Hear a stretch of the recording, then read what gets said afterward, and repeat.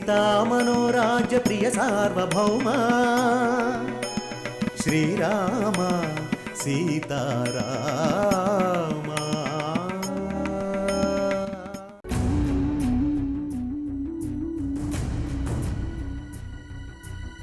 అంత స్తోమత లేనప్పుడు మీ పిల్లల్ని ఈ స్కూల్ ఎందుకు జాయిన్ చేసావమ్మా?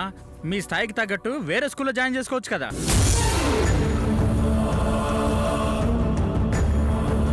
ఆవిడికి భర్త లేరండి.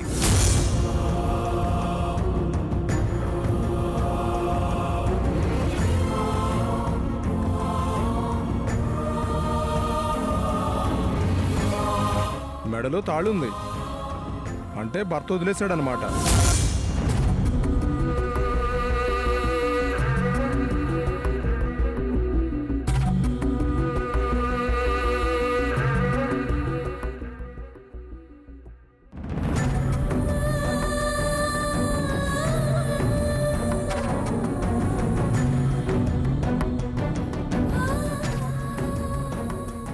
అమ్మా మీనాక్షి,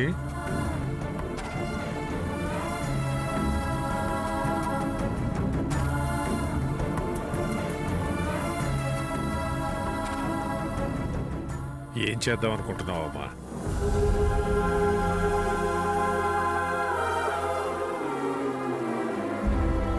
అక్కడ పిల్లలు వాళ్ళ చేతుల్లో ఉన్నారు. ఏదో ఒక నిర్ణయం తీసుకోవాలి కదా. ఇలా మౌనంగా ఉంటే ఎలా? మౌనంగా ఉండకుండా ఏం చేయమంటారు బాబాయ్? ఆలోచించే సమయం లేదు. అలా అని నిర్ణయం తీసుకోవటానికి నాకు వేరే మార్గం కనిపించడం లేదు. ఆలోచిస్తే పరిష్కారం నీ చేతుల్లోనే ఉందమ్మా.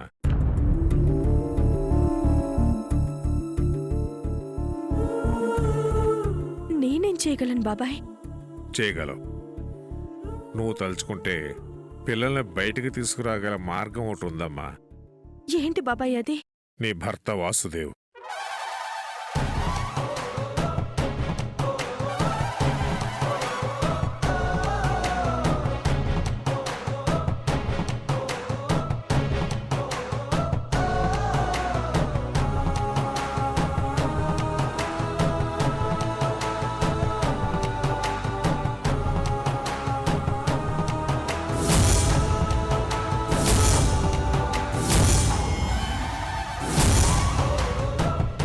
అవునమ్మా, ఒక భార్యగా కాకుండా ఒక తల్లిగా ఆలోచించు.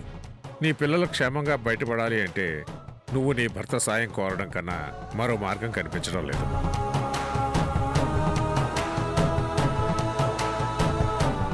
నీ మౌనానికి కారణం ఏమిటో నాకు అర్థమవుతుందమ్మా. నీ పిల్లలు నీ నుండి దూరం కాకూడదని నీ భర్త దగ్గరికి వెళ్ళనంటున్నావు. నీ భర్తకు నువ్వంటే ప్రాణం. నీ మాట జవదాటకపోవచ్చు. తప్పకుండా పరిస్థితిని అర్థం చేసుకుని నీకు సాయం చేస్తాడమ్మా. నువ్వు ఇక్కడ ఆలోచిస్తూ ఆలస్యం చేస్తున్న కొద్దీ అక్కడ పిల్లలు ప్రమాదానికి దగ్గరవుతారు. వాళ్ళ దగ్గర నుంచి పిల్లల్ని క్షేమంగా తీసుకురావడం నీ చేతుల్లోనే ఉందమ్మా.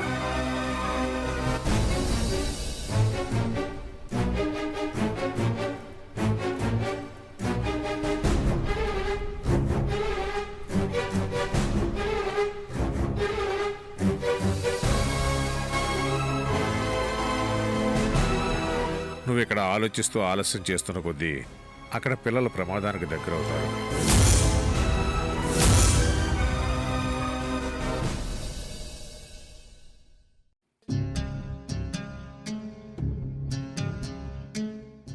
Sir sir sir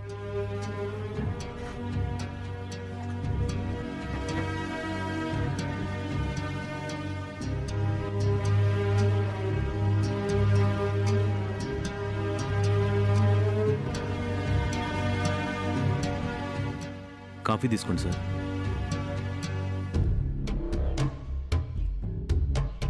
good morning Ravi. కాదు సార్, గుడ్ ఈవినింగ్. ఇప్పుడు టైం సాయంత్రం 5 అవుతుంది. అవును సార్, నిన్న సాయంత్రం మీరు స్పృహలో లేరు. డాక్టర్ జ్యూస్ ఇచ్చినా తీసుకోలేదు. కానీ మీరు బాగుంటేనే నేను బాగుంటాను సార్. అందుకే సెలైన్ పెట్టమని అడిగాను. అలసిపోయి ఉండటం వల్ల మీరు అలాగే పడుకుని నిద్రపోయారు. ఇప్పుడు లేచారు సార్. రవి, పాపకోసారి ఫోన్ చేయి. మీరు ఖచ్చితంగా ఈ మాట అంటారని నాకు తెలుసు సార్. నిన్న పుట్టినరోజుకు వెళ్ళలేదు కదా, ఎంత ఫీల్ అయిందో ఏమో. సారీ చెప్పాలి. పాప నిన్న ఫోన్ చేస్తే మీకు ఇలా జరిగిందని చెప్పాను సార్. తనేం ఫీల్ అవ్వలేదు. సరే రవి, పాపకోసారి ఫోన్ చేసివు, మాట్లాడతా.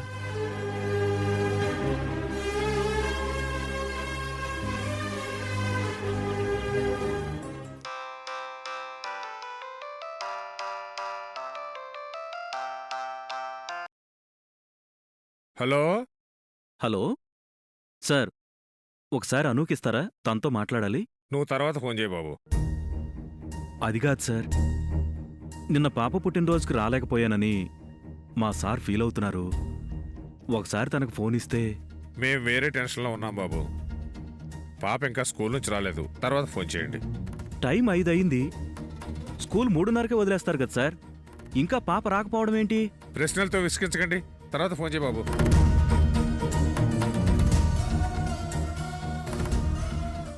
ఏమైంది రవి? పాప ఇంకా స్కూల్ నుంచి ఇంటికి రాలేదంట సార్. వాళ్ళ తాత ఎందుకో కంగారు పడుతున్నారు. ఏమైందో తెలియడం లేదు. అదేంటి రవి, పాప ఇంకా స్కూల్ నుండి ఇంటికి రాకపోవడం ఏంటి? వాళ్ళు టెన్షన్ పడుతున్నారంటే ఏదో జరిగే ఉంటుంది. పద, స్కూల్కి వెళ్ళి అసలు విషయం ఏంటో కనుక్కుందాం.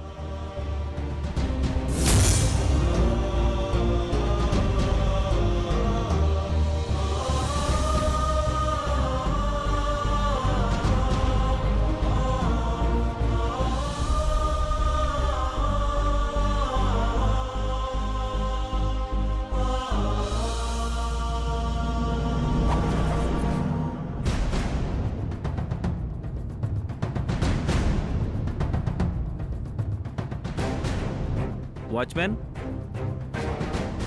గేట్ ఓపెన్ చేయి. సార్, స్కూల్ పిల్లలందరూ వెళ్ళిపోయారు సార్, ఎవరూ లేరు.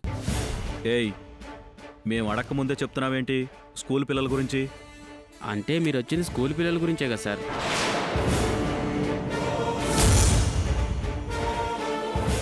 హాయ్, గేట్ ఓపెన్ చేయి. చెప్పేది నీకే, గేట్ ఓపెన్ చేయి. సార్, టెన్షన్ పెట్టకండి సార్, స్కూల్ పిల్లలు ఎవరు లేరని చెప్తున్నాం కదా, వెళ్ళండి సార్. ఏయ్, సార్ చెప్తున్నారు కదా, గేట్ ఓపెన్ చేయి.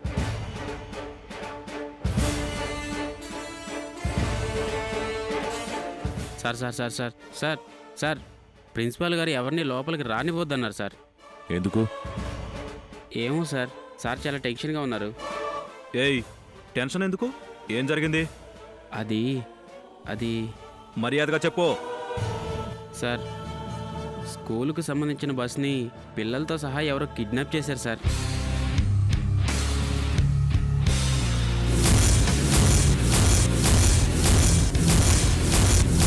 హాయ్, ఏం నువ్వు చెప్పేది?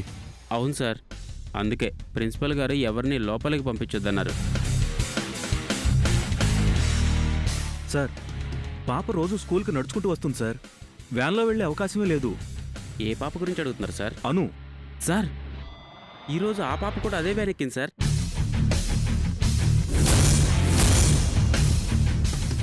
కిడ్నాప్ అయిన వ్యాన్లోనే ఉంది సార్. సార్, నా మాట వినండి సార్.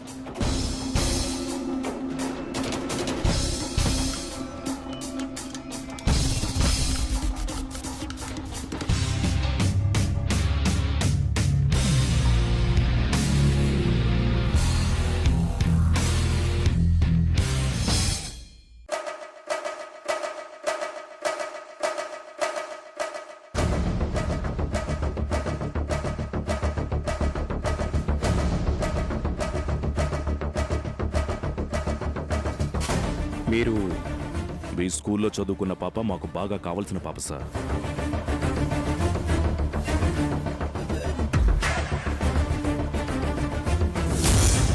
అసలేం జరిగింది? ఏం జరిగిందో క్లియర్గా చెప్తే మీకు హెల్ప్ అవుతుంది. కంగారు పడకుండా నిజం చెప్పండి. మాది చాలా గుడ్ విల్ ఉన్న స్కూల్ సార్. మా తాతగారి దగ్గర నుండి ఎటువంటి సమస్య లేకుండా మంచి ఎడ్యుకేషన్ అందిస్తూ చాలా మంచి పేరు తెచ్చుకుంటున్నాం. బట్ బ్యాడ్ లక్, ఈరోజు మా స్కూల్ బస్ని పిల్లలతో సహా ఎవరో కిడ్నాప్ చేశారు. వాళ్ళ డిమాండ్స్ ఏంటి? 50 లక్షలు డిమాండ్ చేస్తున్నారు. పిల్లల తల్లిదండ్రులకి ఈ విషయం చెప్పారా? చెప్పాం సార్.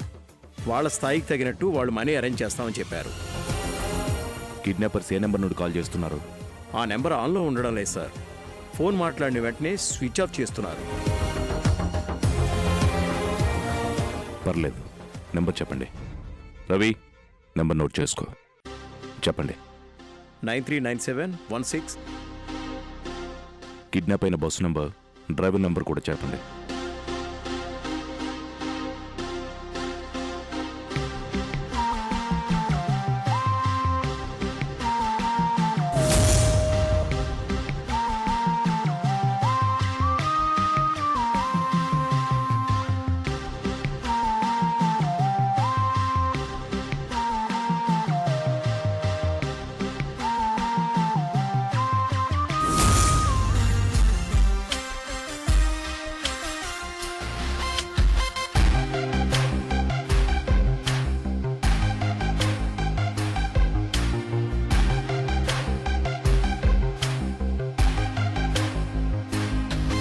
ఈసారి ఆ కిడ్నాపర్స్ ఫోన్ చేస్తే నా ఫోన్ నెంబర్ ఇచ్చి వాళ్ళకి నాకు కాల్ చేయమని చెప్పండి. వాళ్ళ డిమాండ్స్ నేను ఫుల్ఫిల్ చేస్తాను. సార్, ఏదైనా తేడా జరిగితే స్కూల్కున్న గుడ్ విల్ పోతుంది సార్. మీరేం భయపడకండి. స్కూల్కి ఎటువంటి చెడ్డ పేరు రాకుండా, పిల్లలకి ఎవరికి ఏ ప్రమాదం జరగకుండా నేను తీసుకొస్తాను.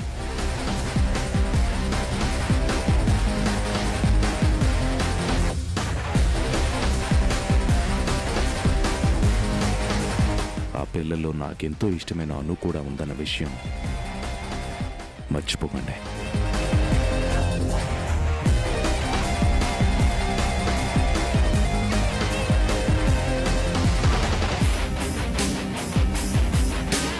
కిడ్నాప్ అయిన బాస్ ఏ రూట్లో వెళ్తుంది? మణికొండ మీదుగా వెళ్తుంది సార్. ముందు పంచవటి కాలనీ, ఆ తర్వాత ఓయూ కాలనీ, అక్కడి నుంచి దర్గా మీదుగా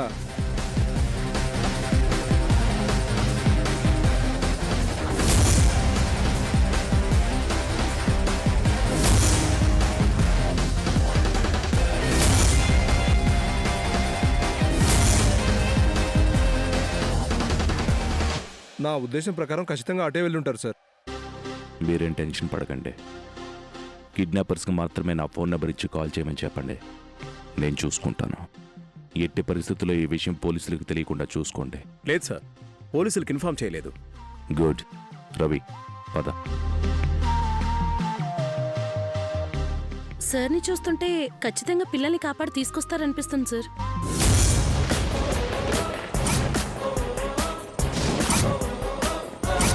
అను ఈ సార్కి ఏమవుతారు? తెలీదు సార్.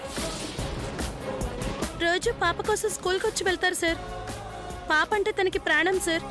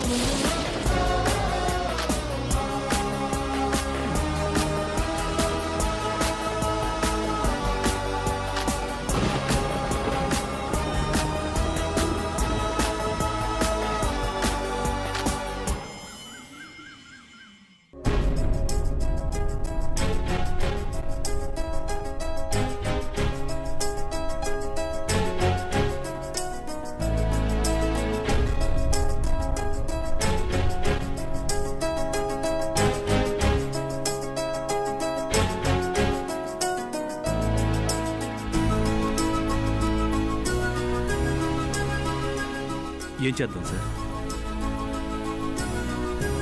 అదే ఆలోచిస్తున్నాను రవి. ప్యూన్ చెప్పిన ప్రకారం మణికొండ నుంచి బయలుదేరిన బస్ గచ్చిబౌలి దగ్గర రైట్ తీసుకుని చివరికి పిల్లల్ని ఇంటి దగ్గర డ్రాప్ చేస్తుంది. ఎవ్వరికీ అనుమానం రాకుండా ఆ రూట్లో పిల్లల్ని దాచిపెట్టగలిగే ప్లేస్ ఎక్కడ ఉంటుందా అని ఆలోచిస్తున్నాను.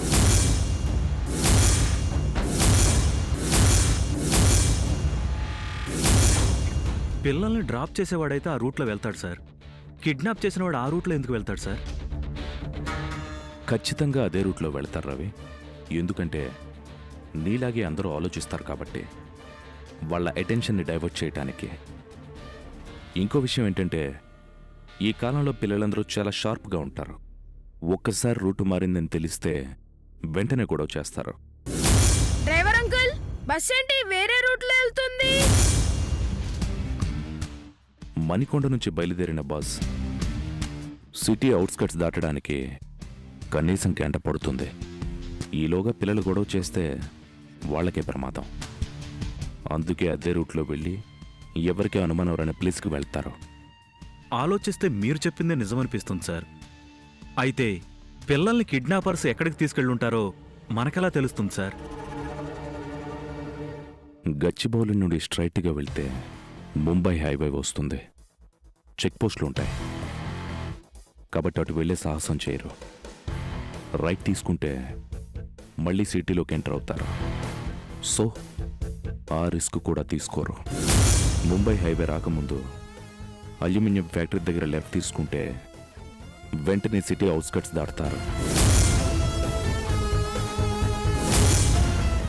నా ఊహే నిజమైతే అటే వెళ్ళుంటారు.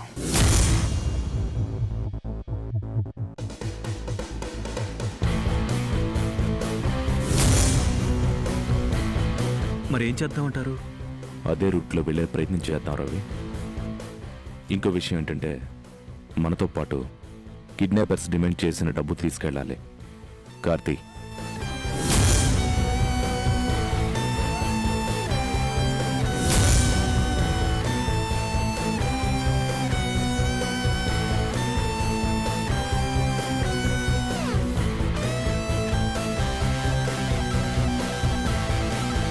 సిటీ దాటాం సార్. ఇక్కడ నుండే జాగ్రత్తగా అబ్జర్వ్ చేస్తూ వెళ్ళాలి. అవును రవి.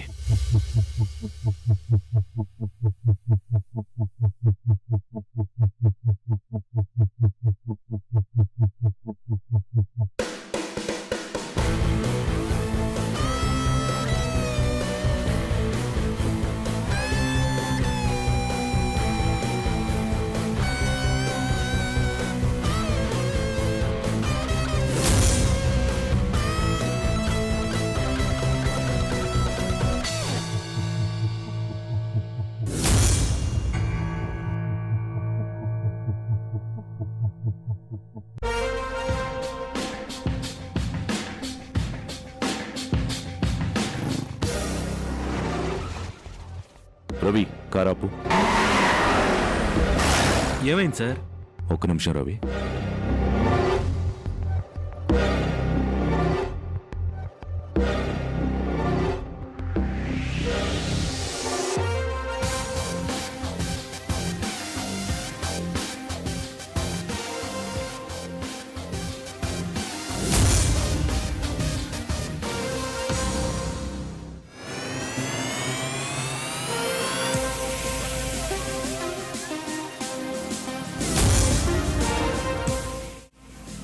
రవి, ఈ పేపర్స్ మీద హెల్ప్ అని ఒకే హ్యాండ్ రైటింగ్తో రాసుంది. నాకెందుకో బస్సులో ఉన్న పిల్లలే రాసుంటారని అనుమానంగా ఉంది. ఆ అవకాశం ఉంది సార్. ఈ పేపర్స్నే ఫాలో అవుతూ వెళ్దాం రవి. ఏదైనా క్లూ దొరకొచ్చు. అలాగే సార్. పద.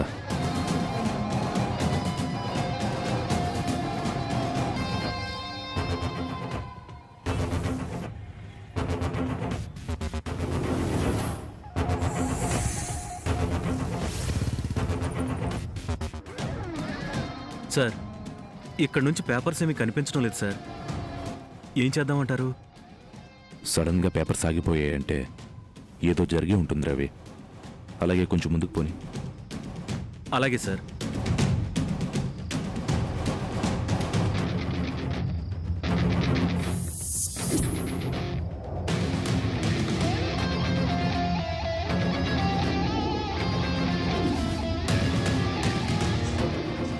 ఇటు వెళ్దాం సార్.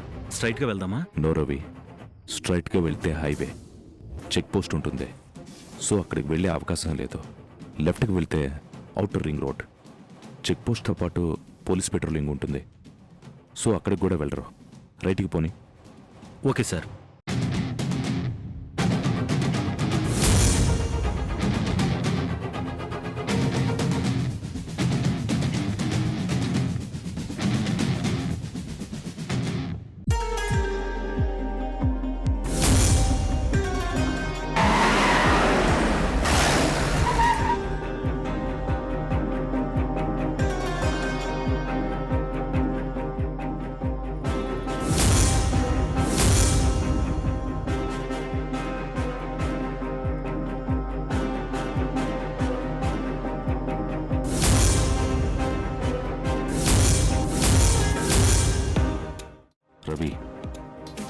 ఇది ఖచ్చితంగా బస్సులో ఉన్న పిల్లలు రాసిందే.